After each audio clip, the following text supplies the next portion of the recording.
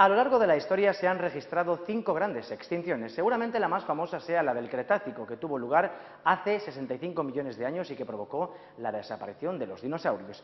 Pero ese no fue ni mucho menos el episodio más violento. Hubo uno que fue muchísimo peor.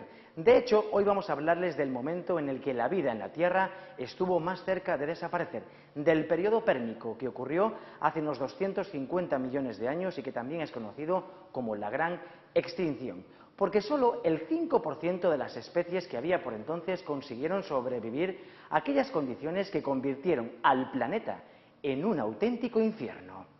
La extinción del Pérmico no fue consecuencia de un evento puntual, como ocurrió en el Cretácico con el impacto de un asteroide. Fue más bien el resultado de un deterioro ambiental progresivo que comenzó cuando los continentes se juntaron. Hasta ese momento las condiciones eran húmedas y había una gran biodiversidad.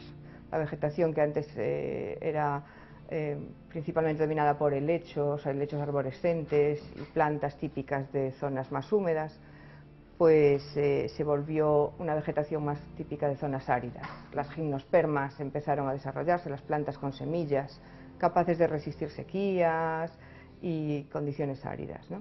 Esto ocurrió durante el Pérmico, pero al final, desde el Pérmico, los últimos 2 millones de años, ahí se barajan varias cosas, las circunstancias se precipitaron, podríamos decir. El deterioro ambiental se hizo mucho mayor, tanto en los océanos como en tierra firme. Pero lo peor aún estaba por venir. Hay una zona en Siberia que se llama, una zona llamada las traps siberianas.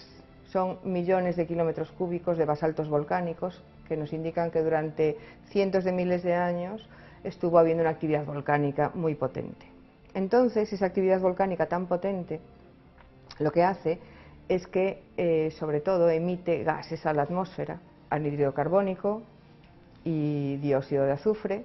Tienen un efecto un poco contradictorio: uno produce un enfriamiento a nivel rápido, otro produce un calentamiento a posteriori. Entonces todo eso se va acumulando en la atmósfera y va produciendo un deterioro ambiental. Y por si fuera poco, en aquel ambiente tan hostil surgieron un tipo concreto de bacterias que no ayudaron precisamente. Afecta la producción primaria de los vegetales, que son la base de la cadena trófica. Entonces, si la producción primaria de los vegetales está disminuida o está dañada, podríamos decir de alguna forma, pues toda la cadena trófica ya se ve resentida.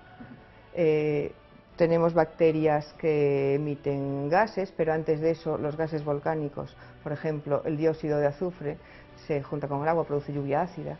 Eso es una destrucción directa ya de los ecosistemas. Con todo, hubo supervivientes. Los moluscos, por ejemplo bivalvos, que existían antes, pues también tuvieron una continuación, muy reducidos, muy restringidos, de manera que se produce un cuello de botella con la extinción, y entonces lo que sobreviven son solo unos pocos de esos grupos, unos pocos equinodermos, unos pocos bivalvos, unos pocos tipos de reptiles, unos pocos tipos de anfibios.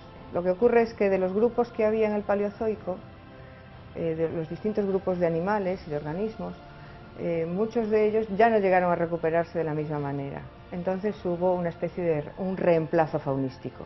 Las faunas típicas que había en el Paleozoico, lo más abundante, dejaron de ser abundantes y fueron sustituidas por otras que aprovecharon la circunstancia y se expandieron. Y ahora que se habla de una posible sexta gran desaparición, la nuestra, quisiéramos recordar una cita de Isaac Asimov.